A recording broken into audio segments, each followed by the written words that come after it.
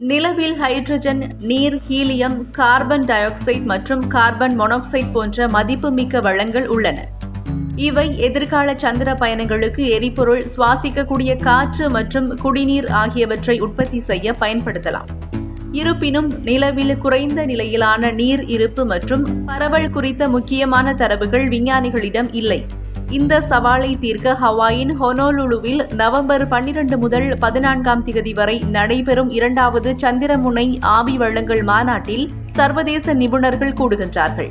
America, சீனா, Canada மற்றும் தனியார் விண்வெளி நிறுவனங்களைச் சேர்ந்த பங்காளிகள் உடன் இருந்து சந்திரமுனை பகுதியில் உள்ள ஆவி வளங்களை ஆராய்வதற்கும் பயன்படுத்துவதற்கும் வரவிருக்கும் ரோபோ மற்றும் மனித பயணங்களுக்கான ஆராய்ச்சி மற்றும் ஒருங்கிணைப்பை முன்னேற்றுவதே இந்த நிகழ்வின் நோக்கமாகும்.